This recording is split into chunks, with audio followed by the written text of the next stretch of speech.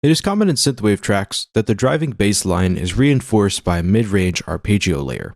This part not only melodically complements the bass line, but it builds upon the melody and adds a driving characteristic to the pattern, which is very characteristic of synthwave tracks. For this type of patch, we're looking for something that's very similar to the stab bass, which usually comes from a Juno 60 or something like a Jupiter 8 synthesizer.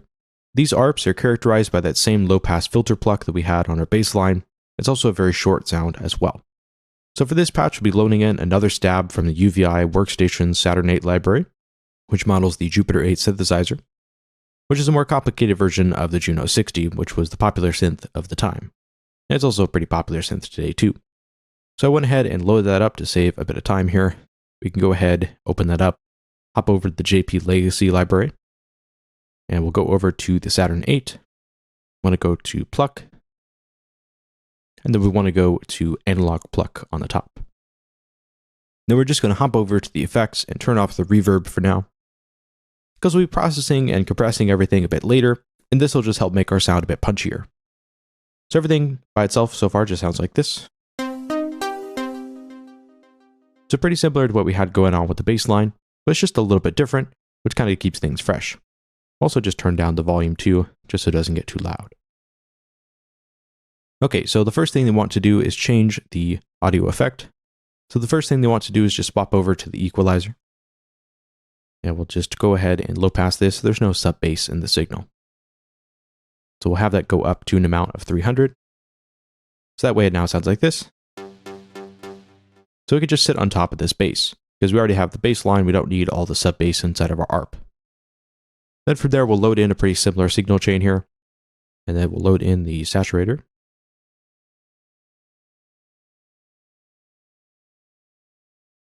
And we can just turn off that compressor for now. We'll deal with it a bit later. And then on the saturator, I want to make sure that this is nice and crunchy, so that way we get lots of this analog style distortion. We'll have this go down to -10, so that way the volume is about the same. And this kind of emulates what's going on with tape distortion, which is something you had a lot in the 80s, because everybody's recording everything to tape. So even though this is just a saturator plugin, it'll get us the same sort of crunch. So it just makes it a little bit more aggressive sounding. Then we can add in that SSL bus compression, which is that popular compressor that was used during the 80s. It's commonly used now a lot too. And then we can have the attack at an amount of 10, take that release down to 0.2, leave the ratio at 4.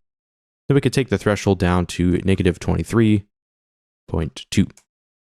And then put the makeup gain to about 5.24 or so. And that sounds like this.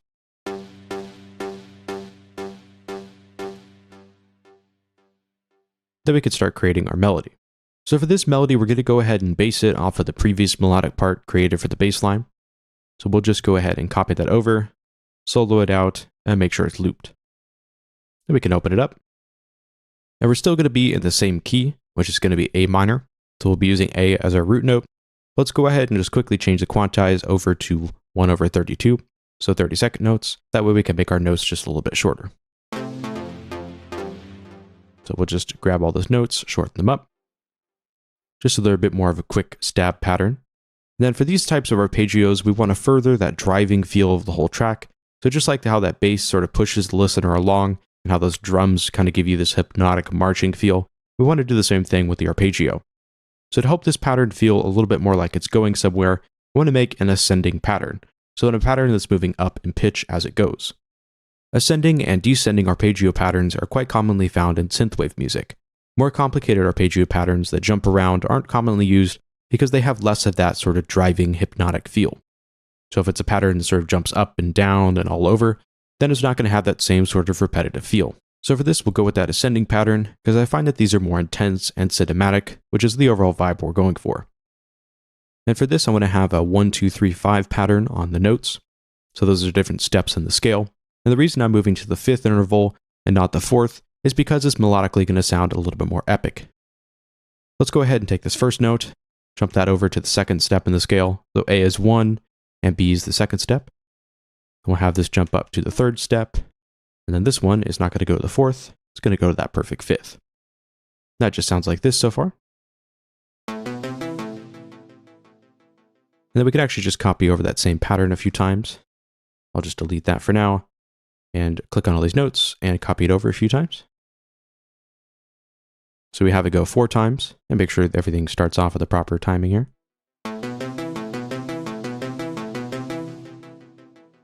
So it sounds very driving and very epic, which is what we're going for. If I was to change this over to the 4th on this top note, doesn't have that same sort of epic feel. And then for the second bar, I want to add in some variation. So we'll have it repeat this pattern one more time. And then I want to start varying that. So we'll have this swap over here. And then for this middle note, this C note, I want to go ahead and have this jump up to an A, which is going to be the root note of our whole track. So we'll have that jump up to this higher up A. Because this is the root note of the whole song, it'll work melodically with our section, and it'll just kind of help switch it up. So it still musically works with everything and has a sort of nice uplifting feel. And then let's go ahead and just copy over this note sequence one more time, and we'll further add some variation. So for this next part, I want to have it start on this G note with an octave up. So we'll have it start up here. And that'll kind of help raise the tension like what we did with this note. And then for the second note sequence, we can leave it at the second step here. Let's take this note, put it down to the 3rd step of the scale. Now let's also include that 4th as well. This will give us this kind of dissonant, interesting feeling. Now let's have that pattern repeat another time.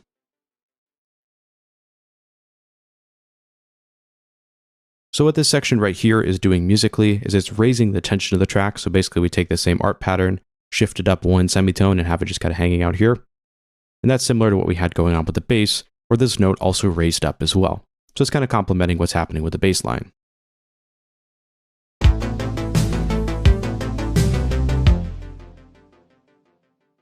And because we have this change happening musically right here, it's pushing the listener along into this 3rd bar where they're expecting another change to happen. This also switches around the art pattern into more of kind of this interesting descending pattern as well, which keeps things unexpected for the listener. Then we can move into the second half. And I want to have this bass line still start on the same A note that we had previously. Actually, we could just remove all these except for those sort of 4 steps here. But then I want to change that second note to the 3rd step. So we'll have it go to a C. So it's a step 1, step 3, and we'll go to step 5, which is the perfect 5th. So we have step 1, 2, 3, we have another note 4, and then 5th. And then we want to have this go up an octave. So that'll be the next A, which is up here. So basically this is a very simple chord interval, which will help everything feel nice and epic.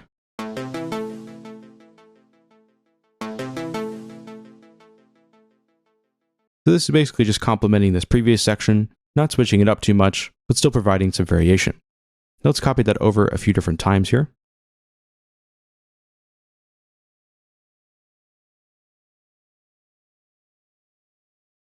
And for this last one, I move that up to a G. So this note is still in that same A minor scale, but it's going to feel nice and dissonant, which will make the pattern feel like it's going somewhere.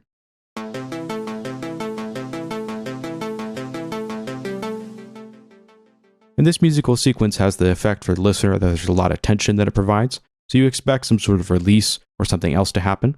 So let's go ahead and copy this over one more time. Change it back to the previous pattern to surprise the listener a little bit. Then for this last section, we'll go ahead and vary everything. So we'll have this note start on the C note, which is the 3rd step in the scale. We'll have this move up to the 4th. We'll have this note move up to the 7th, so the perfect 7th. Then we'll have this go an octave up. So it kind of provides some interesting variation. And that's going to help kind of push the listener back to the beginning of this musical sequence. So altogether, that ARP sounds like this.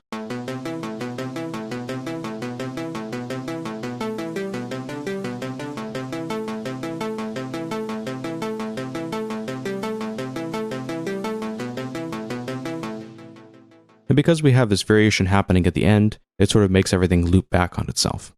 The other thing to want to do in this patch is we can just go over to the ARP layer. Then what we can do is go down to our first oscillator, which is this one. So on its own, it just sounds like this. It's got that interesting kind of 5th thing going on. We can just bring the volume down just slightly.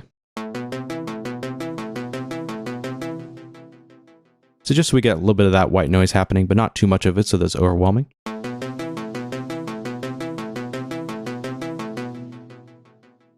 Then altogether, this arpeggio pattern with that bass line gives us a very interesting and driving feel, which sounds like this.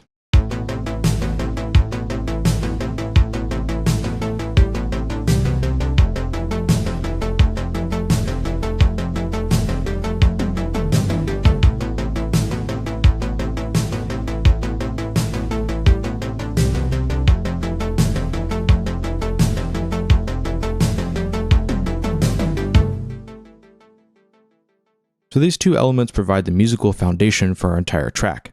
The interesting thing about these musical sequences is whenever they interact and sort of loop back on one another, they never really fully resolve. They always feel like they're going somewhere, which is one of the defining characteristics of synthwave tracks and the melodies that you encounter in this genre. So that's one thing you want to make sure that you have right before moving forward in your synthwave track. You want to make sure that you kind of have this almost endless loop type effect. So that's all for this arpeggio element. In the next video, we'll be making some chords to help complement everything.